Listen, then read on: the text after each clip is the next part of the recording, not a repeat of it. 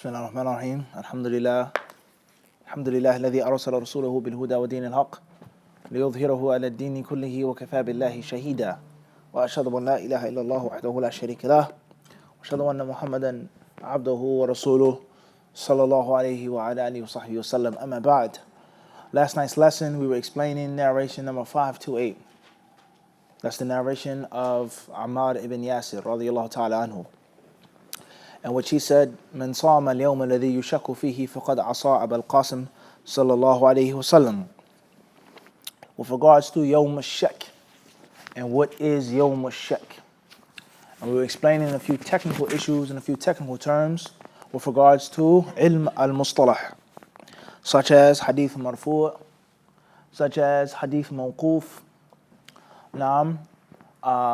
and also that which is called marfu'un hukman, is that which is technically marfu', even though it's outwardly mawquf, in which a sahabi says something which is impossible or very unlikely very unlikely for him to just make this up from his own thought, his own ijtihad, and that there had to be a source for this information, and that source being no other than the Messenger of Allah alayhi salatu wasalam.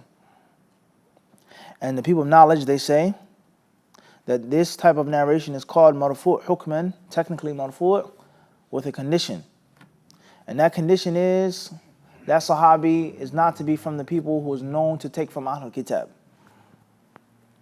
He wasn't a companion that met and dealt with and sat with Jews and Christians, whether they were Jews and Christians or whether they accepted Islam, and took a lot from their scriptures. Okay? Whereas one could say something on the day of judgment, this will happen, this prophet, this angel, this demon, and it could be something that he got from one of those books. It could be something that he got from one of the tabi'een that used to be a Jew, or one of the Sahaba that was a Jew or a Christian. They accepted Islam, and they sat down, they traded stories, they spoke about their scriptures, they spoke about the different Israeliyat, things like this, and it got passed on. The Sahabi said it, not from the Prophet ﷺ, but from one of those previous scriptures or previous books. So if the Sahabi is not from those who's known to have taken from Ahl-Kitab in abundance, and he says something that is impossible or highly unlikely to be said from his own ijtihad, then the people of knowledge, they say this is called marfu'un hukman. It's just technically marfu', even though it's a statement of the Sahabi and not the statement of the Messenger of Allah. He's not attributing it to the Messenger of Allah alayhi salatu wasalam. So some of the people of knowledge, they say this version right here of Ammar, they say it's marfu' hukman. Man sama al-yawm alladhi yushakku fihi. Anyone who fasts a day in which there's doubt, he has certainly disobeyed Abu al-Qasim alayhi salatu wasalam. And they say there's no way for him to make that up by himself. That had to come from the Prophet alayhi salatu wasalam's teachings. And if it's marfu' hukman, then obviously it takes on a whole entire sphere of legality or legal authority. If we say that this goes back to the Prophet ﷺ directly or indirectly, then it's a different level of if we just say it's Ammar's statement, the statement of a Sahabi. Then other ulama, they say bel, they say rather, this قد يقال من قبل الرأي. This could be said from one's own ijtihad. Anyone who fasts on this day is going against the Sunnah. Anyone who fasts on this day is disobeyed the Prophet ﷺ. And what the Sahabi thinks and feels, what is Yawm al-Shak, the ruling of fasting Yawm al-Shak, the ruling of fasting in Sha'ban before Ramadan, so on and so forth. They say that that could be his ijtihad. And that could be from the ijtihad of Ammar radiyallahu ta'ala anhu. And if it's from the ijtihad of Ammar, then obviously it's going to go to another issue, and that is hujjiyatu qawl al-sahabi, hujjiyatu madhhab al-sahabi, the madhhab of a companion, the fatwa of a companion, the opinion of a companion. What does it mean? Can it be used for dalil or not? Those who say that it can be used for dalil, regardless whether they have conditions on it or not, then they'll deal with the statement of Ammar differently. And those who say that the companion's qawl is not a hujjah, mutlaqan, then they're not even going to deal with it. They say that's his opinion, that's his ra'i. We are people who worship Allah Azza wa Jal with what the Messenger of Allah ﷺ said and did, no one else. Khairan, inshallah. So that's introductory concept of this narration. Is it Ammar's statement, or is it a statement of Ammar that's going back to the Prophet ﷺ? Those who fast the day of doubt are going against the Sunnah. They've disobeyed the Messenger of Allah ﷺ. طيب. So those are the two ways of looking at this athar. As-Sanani rahimahullah, he says, والحديث وما في معناه يدل على تحريم صومه وإليه ذهب الشافعي واختلف الصحابة في ذلك منهم من قال بجواز صومه ومنهم من منع منه وعده عصيانا لأبي القاسم والأدلة مع المحرمين. He says here, this hadith proves, regardless however you approach it, but the fiqh of this narration is that it's impermissible to fast the day of shak, the day of doubt, as we explained. Is the 30th day of Sha'ban, when the moon for Ramadan was not sighted on the 29th night, or the evening of the 29th, because of it being cloudy. Because of it being what? Cloudy. In which it's possible for that next day to be the first of Ramadan, and it's possible that the moon never came out, and the new month had not yet come. We explained that in detail. He says, so this narration of Ammar ibn Yasir, it proves that. And this was the madhab of Imam al-Shafi'i rahimahullah, is that it's haram to fast the day of shak. He didn't mention the other three imams, the other people. He says just al-Shafi'i, that was his view. He then says, and the Sahaba themselves, they differed on this issue. The Sahaba differed on this issue. All of them did not take the view that it's haram to fast on the day of shak. Some of them.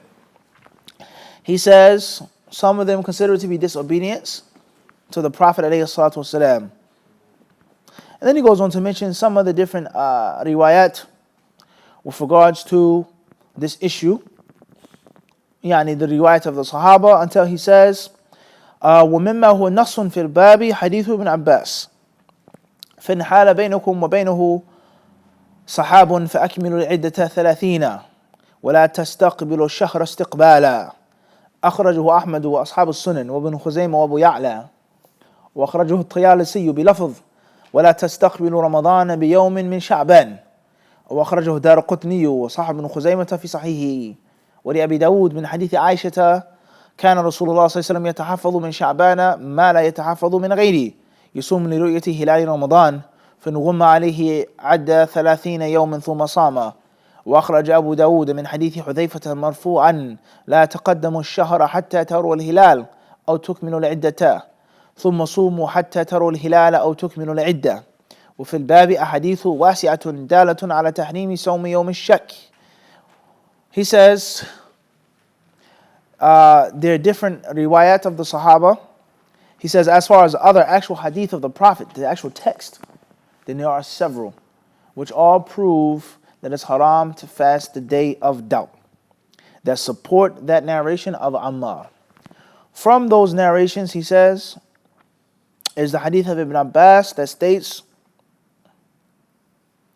if something comes between you, if it's cloudy, if the weather is unclear, the sky is unclear, the skies are unclear, then give Sha'ban 30 days and do not hasten the coming of Ramadan. Do not hasten the coming of the month. This hadith is collected by Imam Ahmad and the people of Sunan and others. And he mentions many other narrations with regards to not waiting or not being hasty with regards to Ramadan coming and waiting for Sha'ban to reach its full 30-day length. Its full 30-day length. So he says all of these things clearly prove that that view is the most correct view, and that it is haram to fast the day of doubt because of it being the day of doubt. We previously explained with regards to fasting days at the end of Sha'ban before Ramadan if it's your normal practice. If it's your normal practice. If that's not your normal practice and you're doing it because of it, could be the day of doubt, then that is something that you shouldn't do. Khairan inshallah ta'ala. Another very interesting point here is the concept of the Sahaba differing on an issue. And if they differ on an issue, then one could pose the question, if they differ so often, then how can one of their statements be a hujjah? How can we take one Sahabi's statement as a rule, as dalil, in which there are 100 issues in which they what? They differ. So that's shedding light on that issue. And that's a mas'ala usuliyah, as we said. That's a mas'ala usuliyah, usul al-fiqh. When we talk about the dalil, Khalid, what is dalil in Islam? Al-Quran, hadith, all hadith, some hadith, mutawatir hadith. We talk about ijma', is ijma' dalil. We talk about amal ahl Medina, what the people of Medina did, how they measured it, how they prayed, what they did. Is that dalil? It's qawl sahabi. Ibn Abbas said, don't wear red. Not the Prophet. No hadith from the Prophet. Ibn Abbas says it. Is that a dalil to say wearing red is haram? Or the previous legislatures. Naam. Babul adilla. When we study usul al-fiqh, this is one of the different branches of usul al-fiqh. It is called babul dalil. You study what is dalil. What can be used for legal proof in Islam? Can you use the statement of a companion as a dalil or not? Everybody clear on this? Is a da'if hadith, a weak hadith, can you use it as a statement, as a dalil or not? There's a masail of usul al-fiqh. And when you're studying a book like Bulugh-Maram or any other book of hadith for fiqh and comparative fiqh, then you need all of the arts, all of them. And you have to combine them and merge them. And it's not enough just to know hadith. You have to know hadith, mustalah hadith, ilm al-hadith, ilm al-rijal. You have to know fiqh, lugha, usul. You have to know all of these different combined elements and put them together. Like mixed martial arts. Everybody understand this? You can't just have one style that's old and ancient. People don't fight like that. You have to do what? It's a mixture. It's a little bit of boxing, a little bit of this, a little bit of that, a little bit of that, a little bit of grappling, a little bit of wrestling, a little bit of jiu-jitsu, a little bit of this, a little bit of that. It's mixed, it's blended. Everybody understand this? Because you have different issues that come at you from different what? Angles, different things. So you have to be, as a talib al-ilm, as a student of knowledge, as a student of hadith, and if you want to master things like this, you have to have studied all of these different sciences. First and foremost, you have to be good in Arabic, lugha al-Arabiya, nahu, sarf. You have to be well educated in the Arabic language. Secondly, you have to have a good deal of memorization. You have to have memorized a lot to be able to quote and pull it up when you want.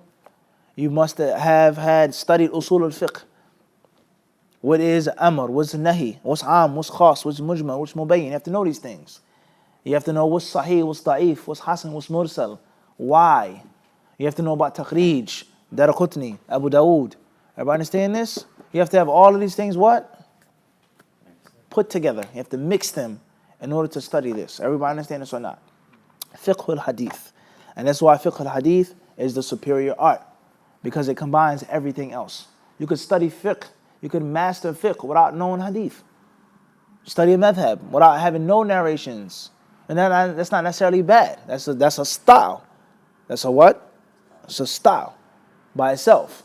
But then you put that style in front of someone else that knows all of them together, and it's a different story. Everybody understand this? Everybody clear on this or not? Very important for us to get this. So studying fiqh by itself is a style. You don't have to deal with a hadith. You can just study the fiqh. It don't have to be comparative fiqh or even comparative fiqh. You say one view says it's haram, one view says it's permissible, kada. That's fiqh. That's a ruling. Okay? Fatwa. You can give fatwa without hadith. You can study hadith without fiqh. This hadith proves us this. This hadith shows us that. This hadith we benefit that. No fiqh, shafi'i, none of that. Everybody understand this? You can study the Arabic language by itself. You can study tafsir by itself. But when you take this and you want to come out with a clear ruling, the Islamic ruling, the fawaid, the ahkam, the adab, then you have to do what? All of them together. Everybody understand this? Khairan, inshallah, subhanahu wa ta'ala. Moving forward, the author, he says, وعن ابن عمر رضي الله عنهما قال سمعت رسول الله صلى الله عليه وسلم يقول إذا رأيتموه فصوموا وإذا رأيتموه فأفطروا فإن غم عليكم فاقدروا له متفق عليه ولمسلم فإن أغمي عليكم فاقدروا له 30 وللبخاري فأكملوا العدة 30.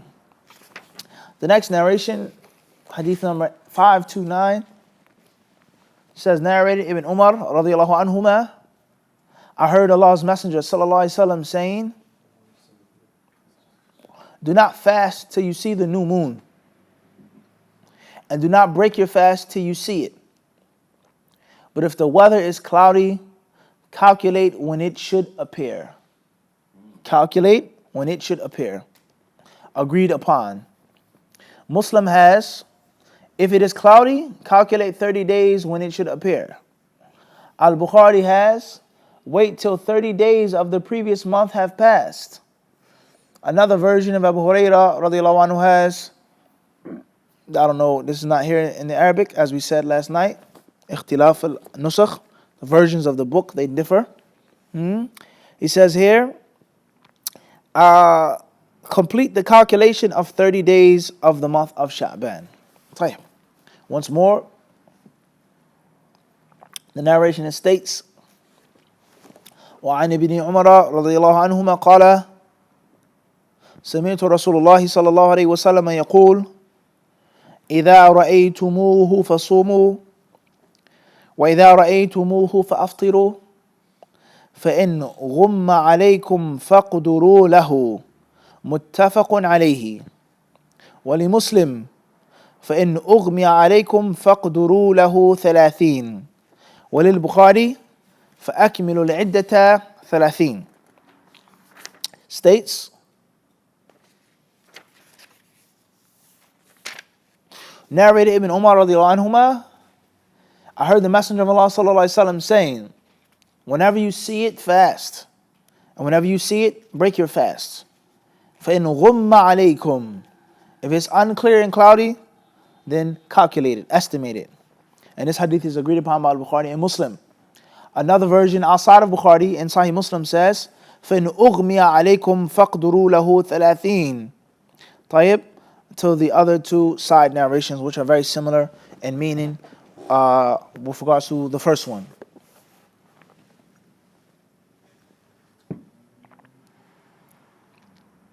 طيب, shall we read the hadith together?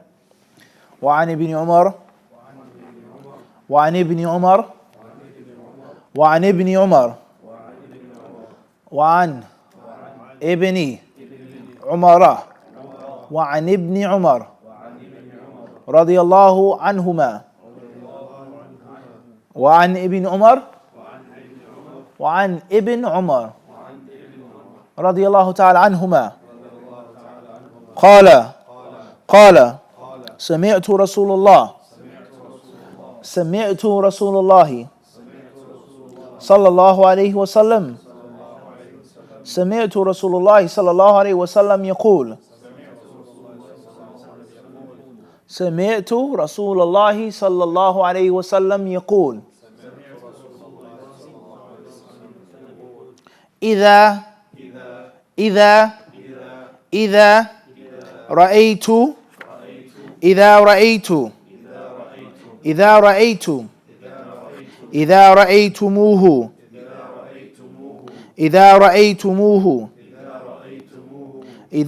رأيتموه فصوموا إذا رأيتموه فصوموا وإذا رأيتموه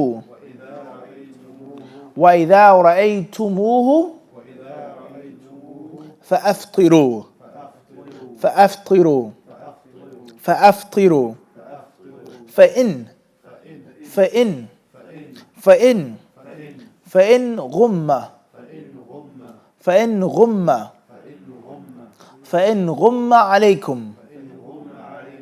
فإن غم عليكم فاقدروا له متفق عليه. وعن ابن عمر رضي الله عنهما قال سمعت رسول الله صلى الله عليه وسلم يقول إذا رأيتموه فصوموا وإذا رأيتموه فأفطروا فإن غم عليكم فاقدروا له متفق عليه. طيب. Now, this hadith obviously is not the most difficult hadith, and it's not the most easy hadith to read and to recite, especially if you come from an English background. Certain words, certain pronunciations. Everybody understand this? Khairan, inshallah. You memorize the hadith? Fadal.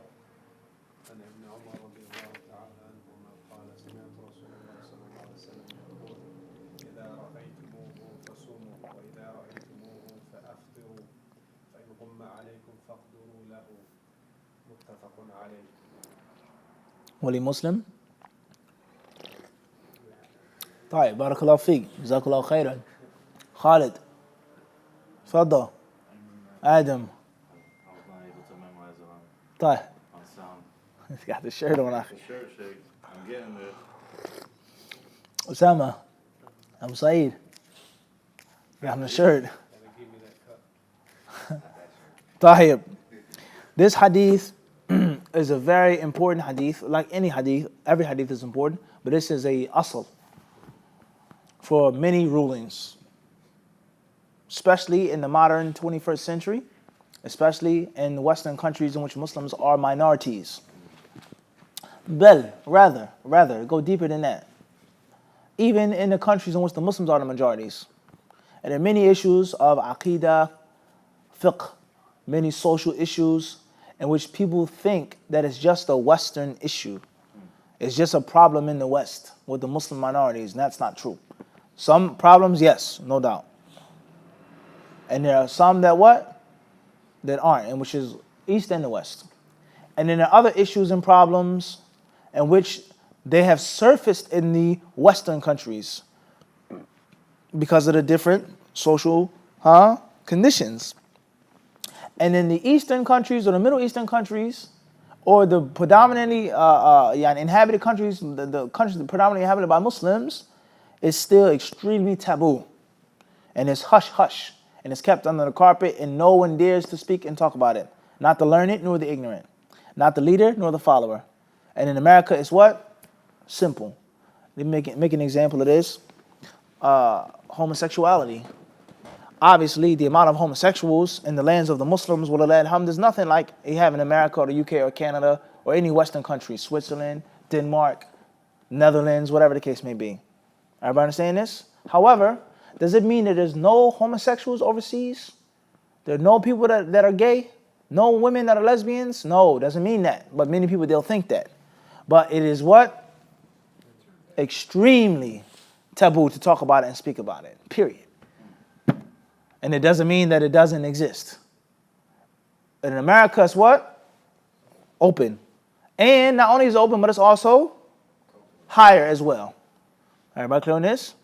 Or there may be some issues that are worse in the lands of the Muslims, and they're totally taboo, such as domestic violence, for example.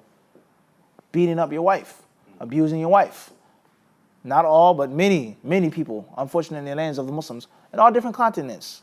It's a normal practice to beat up your wife, but it's not ever addressed. It's not ever spoken about. And that's an example, or that's an issue. It's a problem in America too, but I don't think it's as what? As bad. Everybody understand? Especially people who grew up in American society, let alone revert. It's a bit different. Everybody clear on this or not? The woman is different. The man is different. The life, the nature of husband and wife is totally different than overseas. She works as police. You can't just beat me up and the imam comes to the house, don't worry about it. Just be quiet. Take this money. It's your husband. Be loyal to him. It's not like that. It's New York City. Everybody understand this? So it's a difference. And we have rulings as well, such as looking for the moon. Do we look for the moon or do we use the calculation, the calendar? Many people, they think it's just in America. And they think just because it's overseas, it's automatic moon sighting. And that is not true. There are many Middle Eastern countries, Far Eastern countries, African countries, in which they depend upon calculation. And then they say, we saw the moon. We've looked for the moon. But they haven't actually sighted the moon or spotted the moon. But in actuality, they are using what? Calculation. And many people, they think it's just like this in America. And because there's no unified, cohesive Muslim body, everybody's scattered, every jama'ah by itself, huh? The Muslims don't have fiqh. The Muslims don't have no knowledge. Muslims are ignorant. There's no scholars in the West. In the Middle East, everything is done 101% kitab, sunnah, and ijma'. Many people, they live in this glass bubble. Many people do. And you find some people, when they go overseas and they see the exact opposite of the glass bubble, they'll turn their eyes and shut their eyes. And they'll literally say, hear no evil, see no evil. Oh, no, that's not true. La, la, la. No, what are you talking about? It's right there, akhi. Clear, plain in your face. No, they are doing it like this. Or there is, that's unfortunate when a Muslim turns away from reality and denies reality. And Allah gave you a pair of eyes to see with. Everybody understand this. Looking for something is one thing. I'm not looking for it, Osama. I walked into your car and the car smells like marijuana. It's reeking with marijuana. I didn't go in there and look under the seats, look behind the thing for some weed. Everybody understand this? It's clear as day. So I can't say, oh no, that's not true. I don't know what you're talking about. No, that's not the aql of a Muslim. Everybody understand this? So therefore, the concept of looking for the moon and calculating the moon is a new, or it's not necessarily super new, but it is a very important modern day issue. And it is not just in America and in the West, in the Middle East as well, they use calculation. I didn't specify any countries. I didn't mention any countries. I said it in general. In the continent of Africa, if you do your research and you actually read and study, you'll find many countries in the African continent that rely upon what? Calculation, and not upon looking for the moon. And they affirm the commencement of Ramadan, the commencement of the Eid through calculation. Some of them will say we've used calculation, and some of them, I'm not saying people are lying, I'm not mentioning nobody's name specifically, but this is a haqiqah if you read it. And they'll say, we've looked for the moon, and they did not look for the moon. A public announcement was made, but if you go to their actual website, if you read their bylaws, if you read so on and so forth, you'll find the calculation is used and depended upon. So you have to be careful of this. Oftentimes, there's some countries in which you can see the inconsistency of the actual ru'ya, looking for with the eye, and the calculation, clearly proving that someone is not telling the truth. Everybody understand this? It's been a couple years in which a few countries, this has happened. It was a major blunder.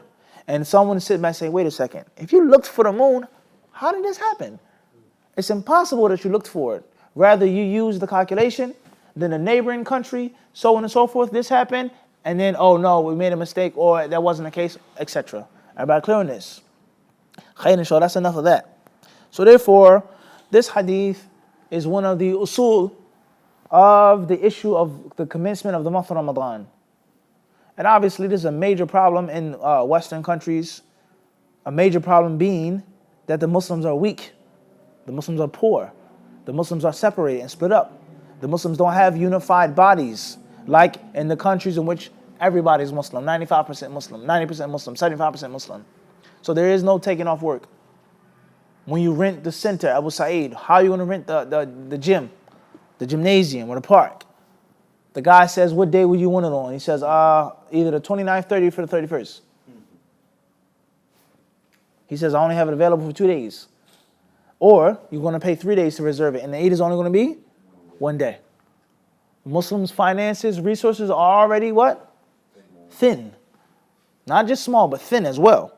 Everybody understand this? The Muslims' resources are already from the get-go thin.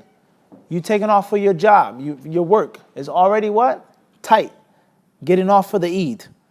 These are just a few issues that are realities for Muslim minorities when it comes to the moon sighting. Everybody understand this? Whereas those who say that you can use the calculation, they say it's easier, simpler, and far more professional for the Muslims to do what? Use the calculation. The Eid is going to be on this day, and it's going to be over on that day. And the proof and the dalil it is modern science. Modern astronomical science. Everybody understand this? And then other Muslims and other ulama and other fuqaha, they hold the exact opposite view. And they say it's haram and it is invalid to use the calculation. Haram and invalid. And you must actually attempt to what? See it. Everybody understand this? And then among those ulama who hold that view, and the modern day researchers as well, they say that, or they have a fork in the road. Can the moon be sighted more than once? Do you depend upon the local sighting or the international sighting? Everybody understand this? They saw the moon in Afghanistan or Turkey. The Muslims in New York City have to fast. And some of them say no. Rather, the Muslims in New York City must what? See it themselves. That's khilaf among those ulama in that madhab. Obviously, that fork in the road supports those who say to use the what? Calculation. Because it's so confusing and difficult. And this is one of the eternal wars in America. Every single year. There has not been a year that I remember fasting from a little young kid, except that the Muslims bickered and fought over the Eid and the moon every single year. Am I making this up, Mo Saeed? Every time. Yeah. Saudi, did they see the moon? No. Pakistan saw it. South Africa saw it. Morocco saw it. Libya saw it. No. We saw it in Peru. We saw it in Colombia. We saw it in this island. We saw it. No. We're going to pray here. These mashes getting together. A mess. Every single year. Everybody understand this? And no one wishes to listen, to see, and look at the bigger whole picture for the Muslims as a whole. We're looking for their own moon. We're doing the Eid on our own day. We're following Saudi. No, that's wrong. This is a mushkila. It's a problem that we have. Everybody understand this? Whereas the overseas is not such a big problem because everybody's what? Not necessarily united, but they're Muslim. And the word of mouth sometimes spreads faster than actual social media overseas. Everybody understand this? Let alone the fact that my employer is, in most cases, Muslim. Or if he isn't a Muslim, he's a Jew or a Christian who is fully aware of Muslim culture. So it's not a problem. You got this whole week off for the Eid. I know that. I know Ramadan. I know you can't drink. Everybody understand this? This is a reality. So these are just some pieces of food for thought here with regards to this hadith. This hadith teaches us is that we cannot fast. We should not fast until we do what? See it. إِذَا رَأَيْتُمُوهُ, when you see it. And don't stop fasting until you what? See it. Now, some of the people of knowledge, they say that this hadith is clear, direct to the point. And that is to do what? See it. And others, they may say this hadith means you don't necessarily have to see the moon, but what's meant by ru'ya is ilm, is knowledge. When you know that the new moon has come, fast. When you know that the new moon has come, stop fasting. Everybody understand this? And the traditional way of looking for the moon in the time of the prophets, or the traditional way of knowing when the moon came and went was what? Calendar? That's it. That was their what? That was their natural way. That was their what? Everybody understand this or not? The hadith says a woman should not travel without a mahram. A woman shouldn't travel a day and a night without a mahram. Everybody understand this? What's meant by a day and a night? In our modern times, modern speed, modern means of travel, or the traditional way of travel in the time of the what? Arabs. A horse, a donkey, a camel, on foot, a boat. Everybody understand this or not? Modern calculation is like night and day. You can cross one half of the earth in what? 6 hours, 7 hours, 8 hours. You're on another what? Hemisphere. Not just continent. No, a whole another what? Side. Everybody clear on this? So some of them, they say that this hadith is teaching us is that when you know the new moon is here, then do what? Start fasting. Whether you see it with your eyes or not. Everybody understand this or not? Everybody clear on this? Everybody understand this? طيب. Moving forward. As-Sanani rahimahullah ta'ala, he says, الحديث دليل على وجوب صوم رمضان لرؤية هلاله وإفطاره أول يوم من شوال لرؤية هلاله وظاهره اشتراط رؤية الجميع له من المخاطبين لكن قام الإجماع على عدم وجوب ذلك بل المراد ما يثبت به الحكم الشرعي من إخبار الواحد العدل أو الاثنين على الخلاف في ذلك فمعنى إذا رأيتموه إذا وجدت فيما بينكم الرؤيا فيدل هذا على أن رؤية بلد رؤية لجميع أهل البلاد فيلزم الحكم وقيل لا يعتبر لأن قوله إذا رأيتموه خطاب لأناس مخصوصين به وفي المسألة أقوال ليس على أحدها دليل ناهض والأقرب لزوم أهل بلد الرؤية وما يتصل بها من الجهات التي على سمتها He says here, the hadith says, and inshallah ta'ala, hopefully on Saturday, we'll have a longer discussion of this issue.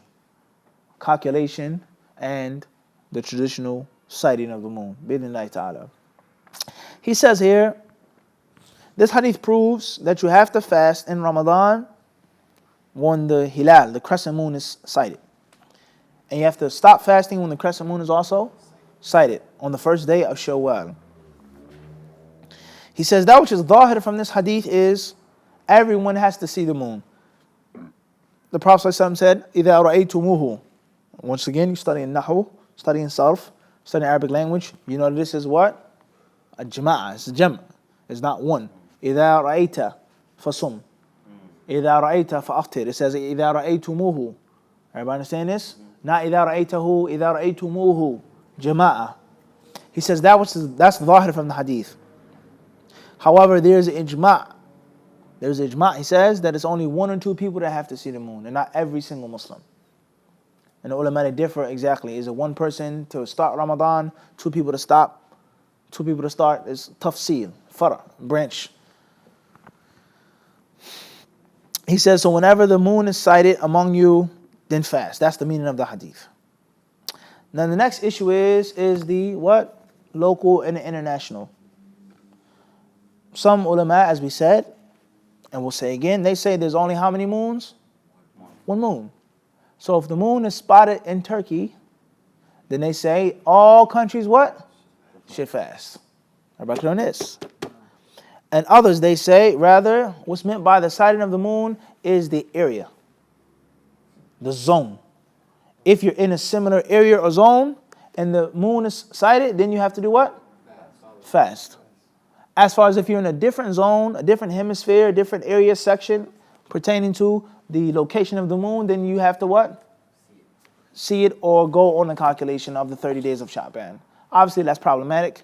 Whereas there's only one what? There's only one hilal. There's only one what? There's only one hilal.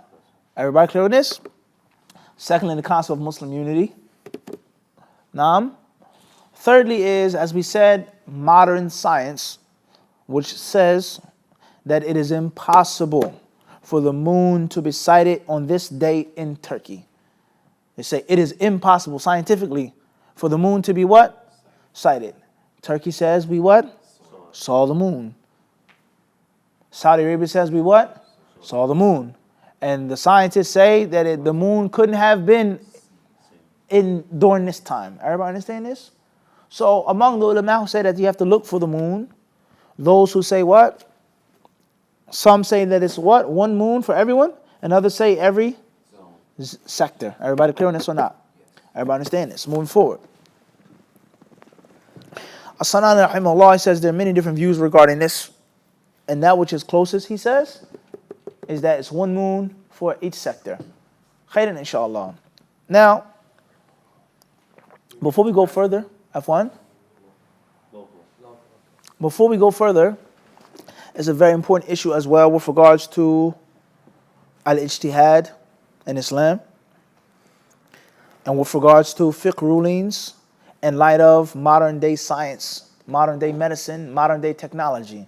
Naam, anthropology, geography, all of these different sciences and ologies and things like this. It's very important. Astronomy, biology, all these different sciences and fields of study. How do we understand and practice and implement a hadith of the Prophet ﷺ that was said 1400 years ago? Everybody understand this? Now, every Muslim, of course, believes that Muhammad ﷺ's words, which are authentically traced back to him, is wahy, is revelation. And it has the same legal authority just like the Quran. And the Prophet can affirm something that's a miracle from the unseen, just like it's in the what?